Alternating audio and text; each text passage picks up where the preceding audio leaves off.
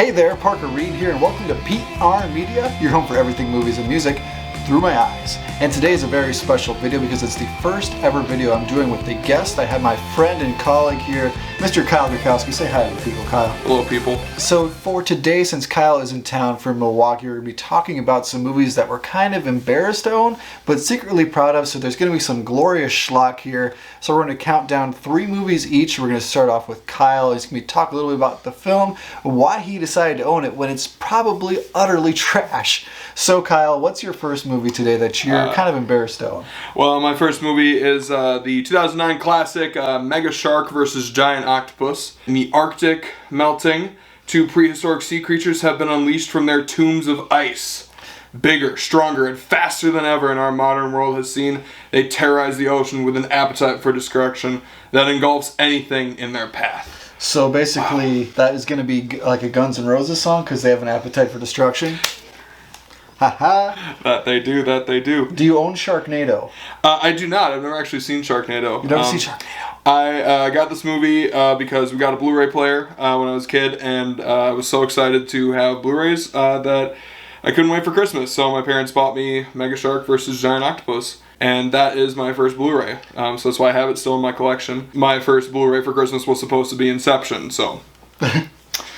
I guess this will do. But you remember the glorious schlock. Of course. So my first movie that I have here that I'm kind of embarrassed on, but secretly proud of, and have watched this even with a woman before. It's a movie that the two of us have bonded over. It's a glorious B movie about a bee starring Jerry Seinfeld.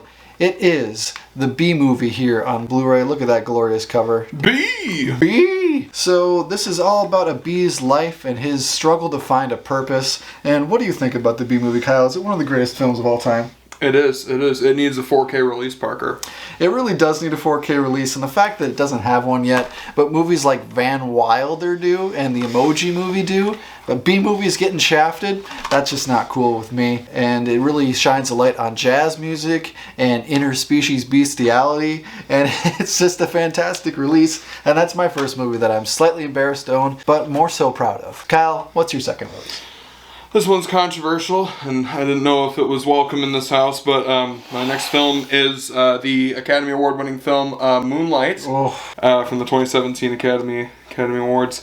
This movie, of course, was made famous for the 2017 Oscars because it won the Best Picture award over La La Land, but whoever announced it said the winner of Best Picture is La La Land, and for like 5 minutes it was glorious because La La Land was the Best Picture, and then turns out it was Moonlight.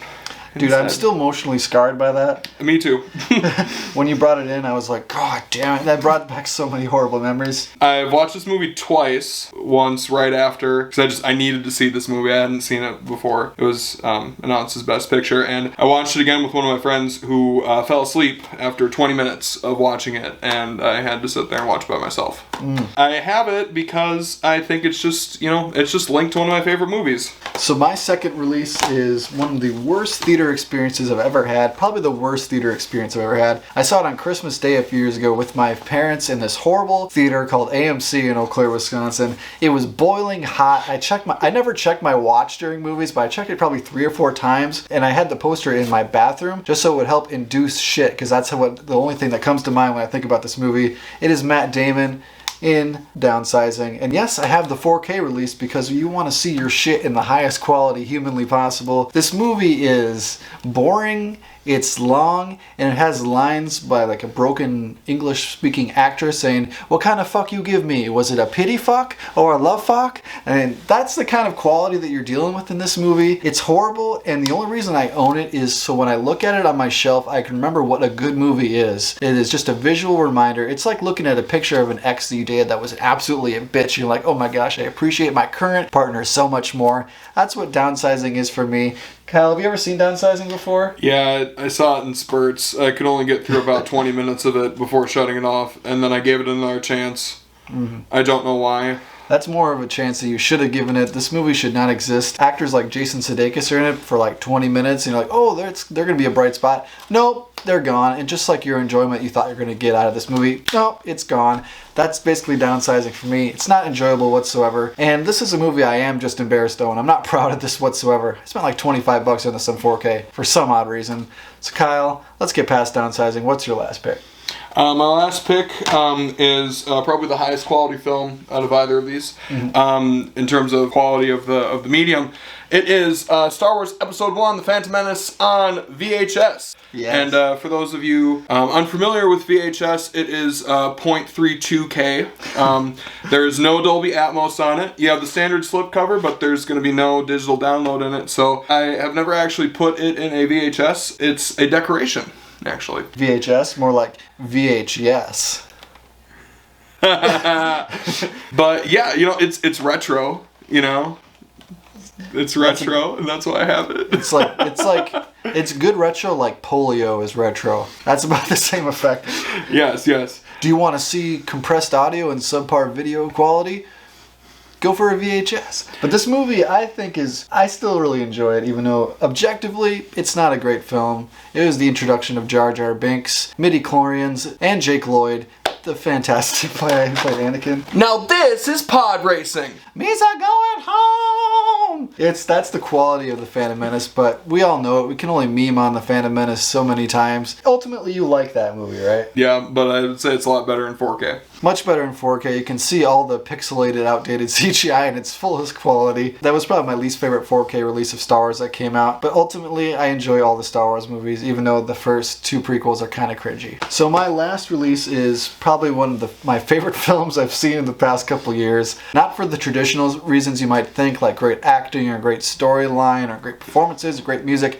None of that, but because it is probably the most cringeworthy film I've ever seen. I saw it on Christmas Day. There seems to be a theme here. My mother has terrible taste in films, and she likes to go to movies on Christmas, and so she keeps picking the crappy ones. And I took her to see Croods and New Age this year, and she didn't like it at all. But she liked Cats more. And that's the movie we got. It's Cats on Blu-ray. Unfortunately, there was no 4K release of this, so we didn't get to see any of the smoothed out, no anus having asses of these cats. Cats is a film.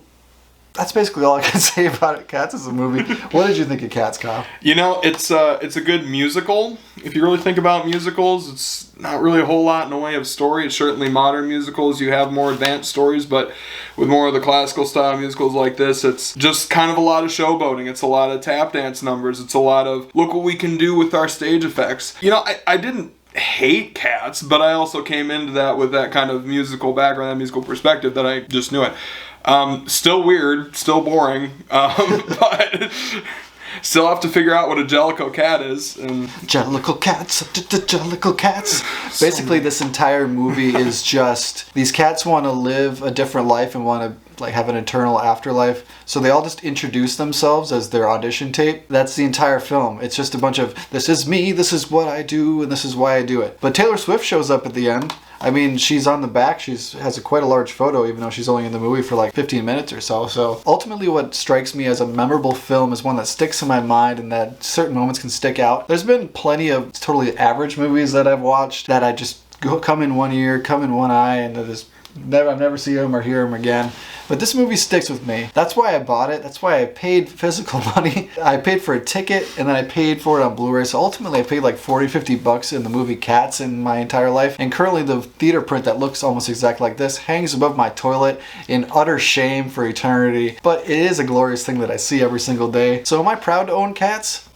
Kind of, because I can subject my friends to it. And that's half the fun of this movie. So there you are. Those are our 6 films that we're embarrassed to own but secretly proud of owning. Kyle, thank you so much for stopping by PR Media. I really appreciate it. It was a pleasure. Did you have a good time? I had such a good time. It was such a great time. It was wonderful. It was. Unfortunately, COVID has kept us apart for a lot of the year, but thankfully he's here. And thank you so much for watching this video. If you like what you saw here, you can check us out on Facebook or Instagram and like, comment, and subscribe if you so choose. My name is Parker Reed. You've been watching PR Media. Keep supporting physical media, and I'll see you next time.